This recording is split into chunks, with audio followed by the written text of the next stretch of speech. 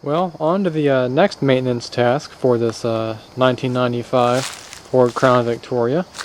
And I've just been driving the crap out of it for the past couple of weeks now that I got the transmission fluid changed. So now we're running it around 11,934 miles. So I put a lot of miles on this since the transmission fluid change. I'm happy to say that that fixed my torque converter shutter concern, and now it's time to go ahead and change the coolant. This coolant has not been changed in 17 years, and don't know how much you guys can see. It's actually not that bad considering how old it is, because there's not a lot of mileage on the car.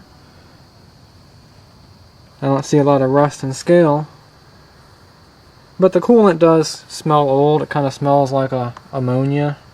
So it's definitely time to go ahead and drain that and flush out the block and everything like that. So we'll go ahead and put the cap back on. And that way when we start to drain it, we'll get a good suction coming all the way down from the radiator. And the engine coolant is just not something that a lot of people bother to change out. And if they do, they typically don't do a good job flushing it. The best way to do it, of course, you want to drain the radiator, but you also want to drain the block if you can. And there's a problem with the block, and I'm not sure if I can show you guys, but the location of the drain plugs for the block leave a lot to be desired. So I can just scoot under here. Right where I'm shining my light, right there. Let me get my, that's the drain plug for the driver's side of the block. There's one also on the passenger side. That's actually for draining the coolant from the block. And right here, of course, is the motor mount. And you can see there's just no way to get a tool up in there. I think it takes like a 6 or 8 millimeter Allen head. So unfortunately, I'm not going to be able to drain the block like I wanted. That's actually the best way to do this. That way you get a complete drain from your coolant. But it's just not going to work out that way. You would have to jack up the engine, take out the motor mounts, and really put a lot of time into it to get these plugs out of here. And a word of caution on these 4.6s. One thing you don't want to do is take out these bolts right there. There's I think 5 of them. There's one there and one there. They are not drain plugs for the coolant. Those are part of the main bearing cap assemblies. And sure enough, the 4.6 engines have 4 bolt mains, 2 bolts on the inside and 1 each on the outside, left and right of the block. So you don't want to ever mess with these, because if you get the torque specs wrong, you'll have a lot of expensive problems. So what we're going to do is begin to, here's another observation. When I got the cover off over there, I found out that the radiator hose was never put in right. Lower radiator hose actually is supposed to rest on these supports, and the one over here doesn't. So I'll have to fix that when I do the job. But what we're going to do first is drain the radiator. I've already inspected the radiator. What you want to do is look for leaks around the crimp to the plastic tank here on both sides, and also leaks within the core, and I don't see any, and so the radiator is in pretty good shape. And pardon my unsteady hands, it's a bit chilly out here and windy as all get out, so it's not the best day to be working on the cars, but I figured I'd winterize this thing while I had the chance. And over here is the drain plug for the radiator, and they also provided this nice little hose to direct the flow of coolant. So we just have a drain bucket right here, and what you do to start the process, So you just go ahead and turn this counterclockwise and watch it drain out. Not looking too bad, but definitely should be changed. I don't want to drive around with 17-year-old coolant. Let's see if I can get any more out of it. That's about as much as I can get. So we'll just let that continue to drain. That's going to drain the radiator mainly. And we should be seeing the coolant level in the recovery bottle fall right on down eventually. Maybe you can see it going down now. That's why I want to put the cap back on it so I can draw a vacuum in there and get as complete a drain as I can. But that's just the radiator, and especially because I can't drain the block properly, I'm going to have to go ahead and flush the system, which is going to involve removing that lower radiator hose down there and running it into the same bucket, and removing the upper hose and flushing the radiator out.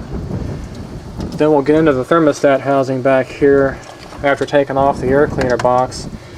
We'll take out the thermostat, put the housing back together, and we'll run water through here to try to get as much of that old coolant out of the block as we can. And then finally we'll flush out the heater core, much like we flush out the radiator. And I'm not going to worry about replacing any of these hoses. They feel really good. They don't really have any kind of hardness to them or anything like that. They are the original hoses, but the car doesn't have a lot of miles on it at all, so still have the original clamps. So I'm not going to bother changing the hoses. This is just going to be a coolant system flush. So let me get started taking off that box right here, and we'll get these hoses off and see what we got going inside that radiator. Okay, now that I've got the air box off, which includes the air temperature sensor and mass airflow sensor, that just comes off with 2 bolts. One goes right there, and the other one just holds on the hose to the throttle body there. And you got one hose here, and then you just have the air box as well too. I took out the filter because I don't want dirt and debris getting on the clean side of that filter and getting sucked into the engine. So now that the radiator basically is almost completely drained, I loosen the cap off the coolant bottle to facilitate further draining as much as I can. And next what we want to do is remove the upper radiator hose. And a lot of people have problems with these OEM factory clamps, and there's actually a special tool for that. You could use pliers and channel locks and stuff like that, but they just tend to slip off about 15 times before you can actually get the clamp off. And that's a pretty strong clamp. Here's the tool. It's a looks like a giant pair of pliers, and it's got this cable in here, and on the other end of it, this business end, it's got this slider here that actually pinches shut to compress that clamp, so you can go ahead and work it off the hose. And I'll try to show you how that's done.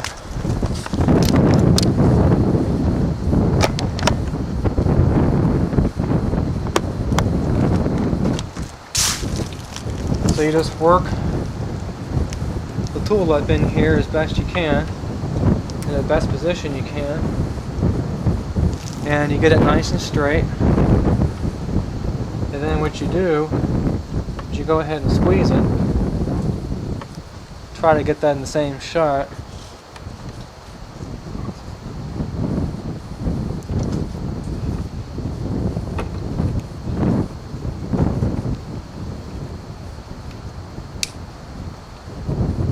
And you just work that clamp off of there.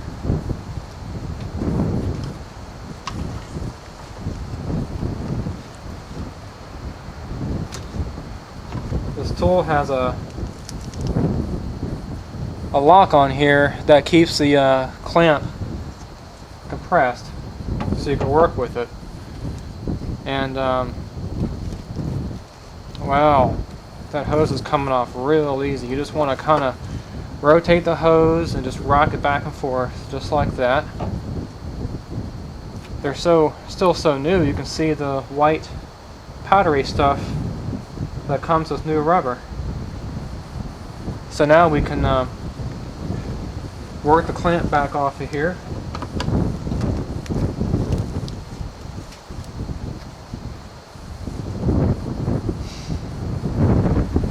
And you just push this tab in. So I can show you. You push the tab in and release the tension. Because we'll need this tool on some other parts of the job. So you can sort of see how that works. So we'll just set that clamp aside.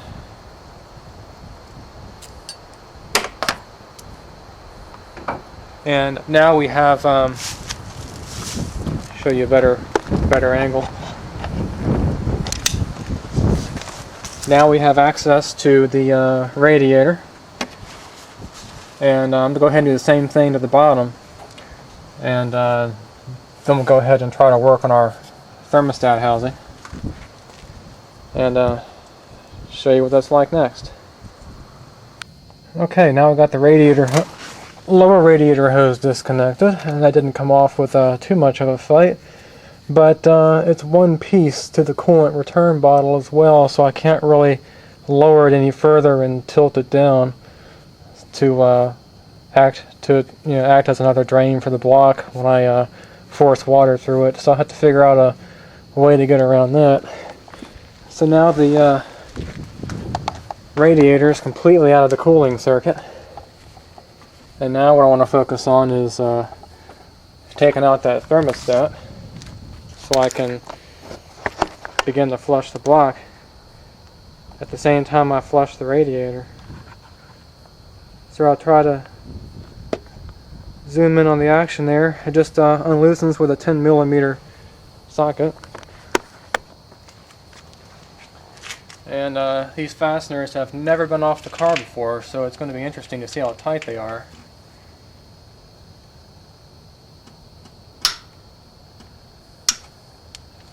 Pretty tight.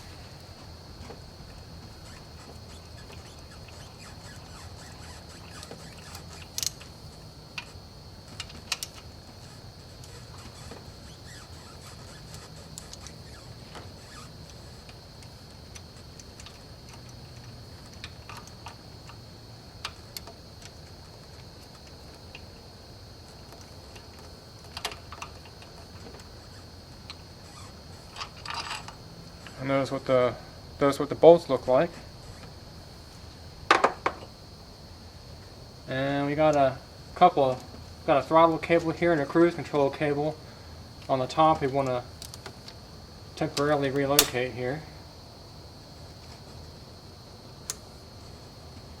And now thermostat housing should come off for the very first time in 17 years. Just kind of rock it back and forth. There should be an O-ring in there, and we don't want to damage the O-ring.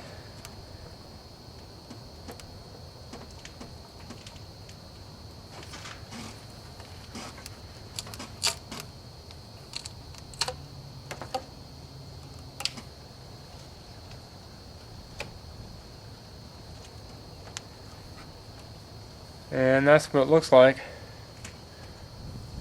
It's got this reusable O-ring here that we can peel off, and I don't know if I'll use that or not. Looks in kind of bad shape. It's really kind of stuck to the thermostat housing pretty bad. You can see the black marks on there where the material is transferred. And there's what the O-ring looks like. And now the thermostat's just right down into the intake manifold. I don't know if I can get that out with one hand. I'll try. That's what it looks like. Oh yeah.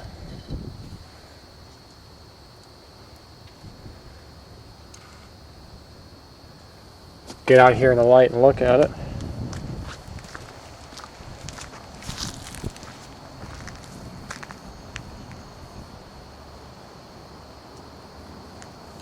That doesn't look too bad for what it is. I think I can go ahead and reuse it. That thing on the end right there is an air bleed. It lets a little bit of coolant bypass the thermostat. So I can probably just rinse that thing off and reuse that guy. So I'll set that aside on something clean. And then here's what the intake manifold looks like inside. You just want to kind of inspect everything just to make sure you don't see any chunks of material or gasket material, anything like that. But it's all looking fine in there so far.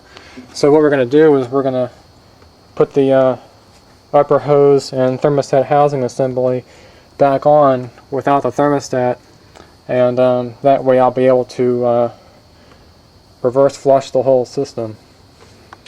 So let me get that all prepared and we'll see what's next.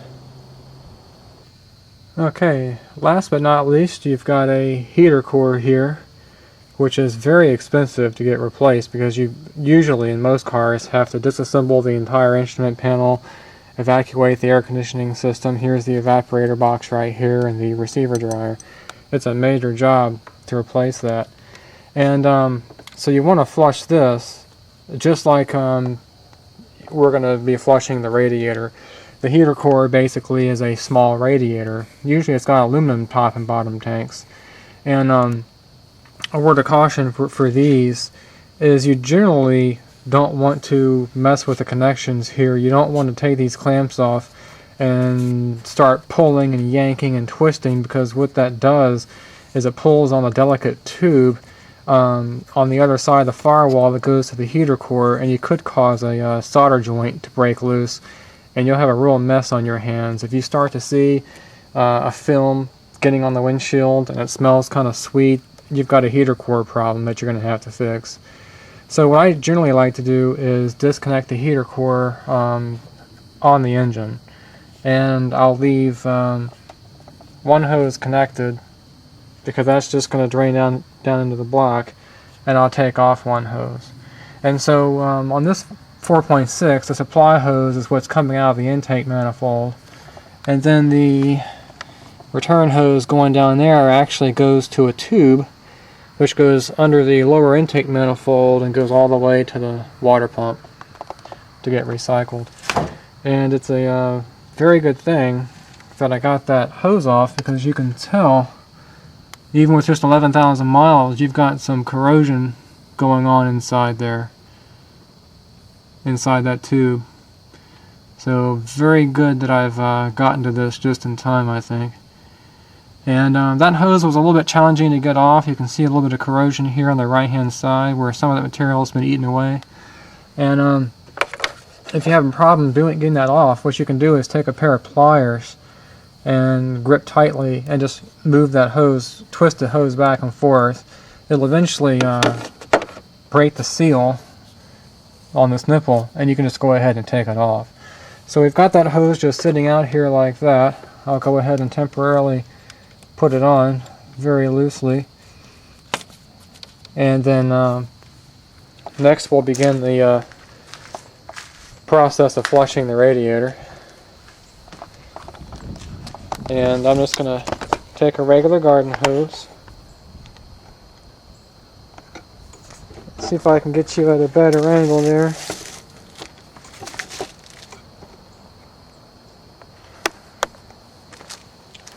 We'll just take a regular garden hose with a ball valve on here for control,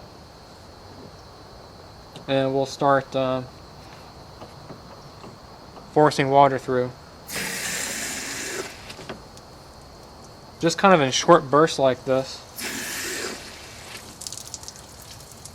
until we start seeing coolant coming down on the ground. See if I can show you that real quick.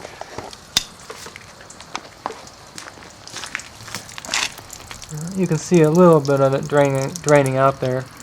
There's going to be a little coolant getting on the ground. You can't get rid of it all, but hopefully we'll be getting rid of most of it. So that's pretty much the procedure. I'm going to continue on. You just want to... And here's another reason for taking out the air cleaner, is some water got in there. So now it's nice and easy to mop up and didn't ruin the air cleaner. So I'll just continue force feeding water in there in short, quick bursts to loosen up any kind of scale and corrosion that might be in the radiator. And I'll let that run until I see the water coming out clean. And then we'll do the same procedure with the engine block. Okay, I finished flushing out the radiator, and that's looking a lot cleaner. Most of the scale and everything is on the inside of this pipe has been washed away. You're not going to really ever be able to get it all, but most of the loose stuff is gone. And you don't want to forget your coolant bottle. So I went ahead and ran that hose over there into the opening of the coolant bottle and flushed that out real good, so that's looking really clean. If I can get the camera to focus down in there, you don't really have a lot of scale in there now. So I'll put the cap back on to prevent any debris getting in there. And now we'll focus on flushing out the engine block. It really would have been nice to drain the block properly using the drain plugs, but this is going to be the next best thing. And I'm on a well and septic out here, so I don't really have a whole lot of water pressure, but this is better than nothing, and you just want to sit here and go through short bursts just to kind of get things started.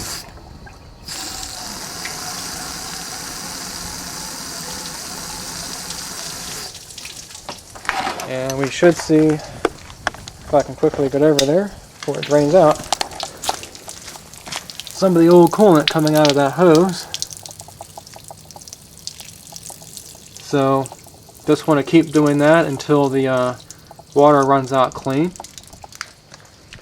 That's going to get the coolant away from all the left and right heads and the engine block and the water pump and everything. About as clean as you can get it. So I'm going to go ahead and keep doing that, and then last but not least we'll move on to the heater core. I've left everything running under pressure. It's making a little bit of a mess on the carb, but it's draining off. It's just water. You run the engine, it's going to evaporate all that stuff away. And I'm just letting it run and run and run until I get it clean. I'll do a cycle of this, get most of the material out of there, and then I'll do a few quick short bursts, and then one more long run like this until it runs out clean. I hope against hope that I'm able to get way down in here in the block and force all that stuff out against gravity. It's really the best I can do without doing major work on lifting up the engine and taking the motor mounts out and draining the block. But a lot better than doing nothing, of course. So I'm going to go ahead and let this finish and we'll move on. Now to flush out the heater core, they're pretty delicate. I've got the regular hose attachment on here instead of just the ball valve, or in addition to the ball valve. And you want to slowly open up that ball valve. You can hear the water rushing in. And then slowly ramp it up to wide open to get your flow. Because the heater core is delicate, you don't want to put a big shock wave through there and cause problems down the road. So you just want to let that run a little bit. Doesn't have to run for too long because of the size of the heater core is pretty small. And I'm looking down at that lower hose right now, and I've got clean water coming out. So I know that heater core is clean. So I'll go ahead and shut it off. And then work the hose out of there. This is kind of a messy job. You don't want to get water all over the engine. You're going to get some on the engine, but We'll add more coolant, or new coolant, to the engine after a while, and we'll run the engine and all that water is going to go away. So I'll let that sit like that, and I'll start putting stuff together, and we'll start adding coolant. Man, I'm running out of daylight fast. That's why I don't like wintertime too much, because you got like 10 minutes of daylight each day. But I got the thermostat cleaned up as best I can, and there's nothing wrong with it. Never had any overheating problems with the engine or anything. It's a 192 degree thermostat, original Motorcraft, and that just goes in there just like this. Just make sure that's nice and seated. Actually, it may not go in there just like that. I'm going to check the service manual real quick. That bleeder might have to be oriented or clocked in a certain position. Let me find that out real quick, and I'll be right back. Sorry about that. I checked in the manual, and it does not matter which direction that bleeder is clocked in, so we'll just basically go like that, put it in the middle of the two bolts. It really doesn't matter. On some cars it does. I think on the Chrysler vehicles it does. And then we'll go in with our O-ring.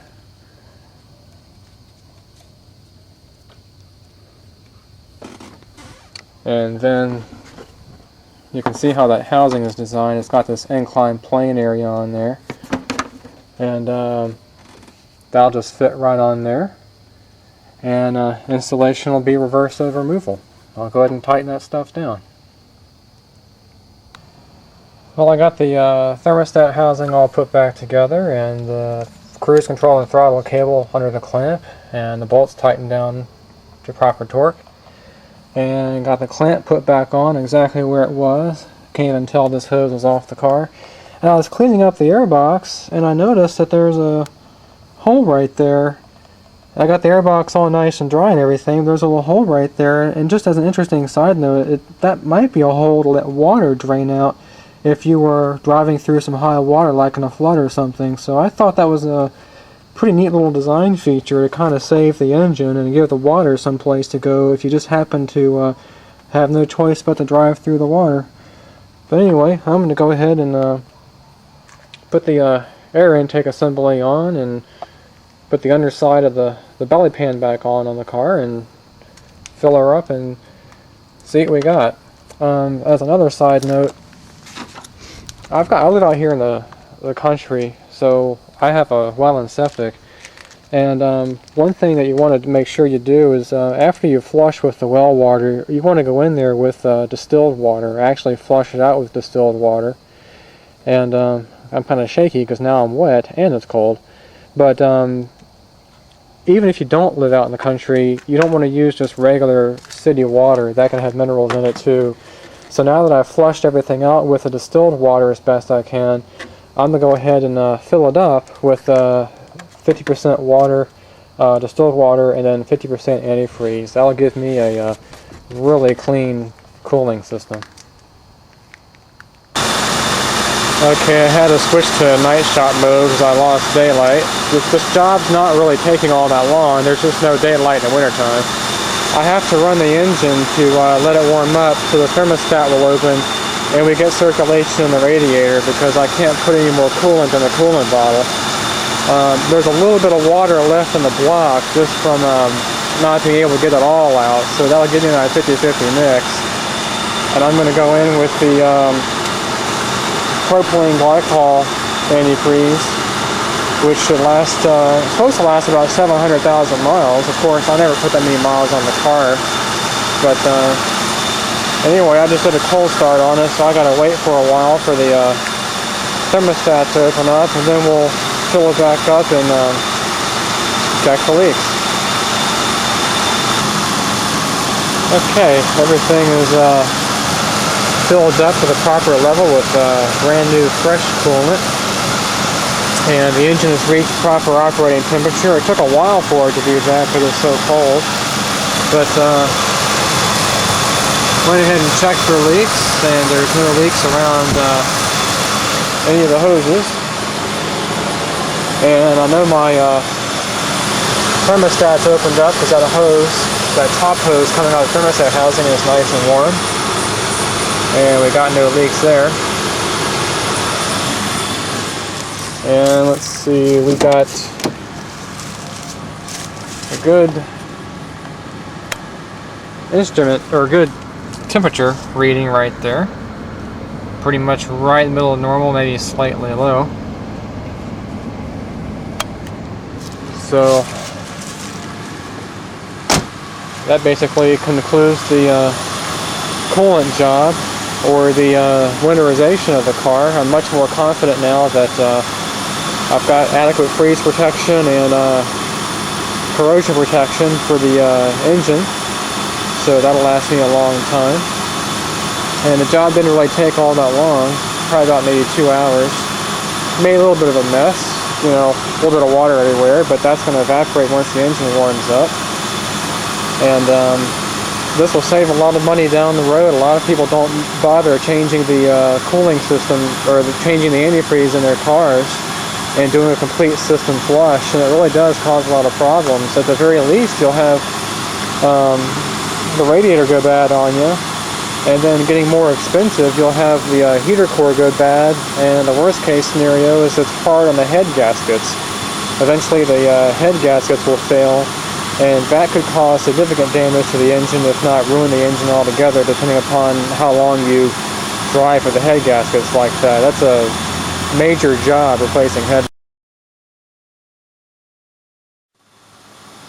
Sorry about that, guys. My battery went dead on my camera. It doesn't like the cold weather either, so it's not lasting quite as long. Anyway, as I was saying, you do want to change your coolant periodically, about every 2 years with the regular green antifreeze, and maybe 4 years with the longer life antifreeze, because you want to avoid head gasket repairs, heater core repairs, radiator repairs. It'll just keep the engine in much better condition and make it last a whole lot longer. And it's not really a very hard job. You can do it in your own driveway with just a garden hose. And I did have to use a special tool for the constant tension clamps on here, and you can get those from Sears. They're just basically, I think they're called hose clamp pliers, about $29 or $30, and it's well worth it on these kinds of clamps, because these are actually better clamps, believe it or not, because they have a constant tension. Anyway, hope you guys find this video useful, even though it was under rather arduous conditions, cold and dark, but hope you find it useful, and that you guys can change your own coolant and make sure that you're prepared for the winter time.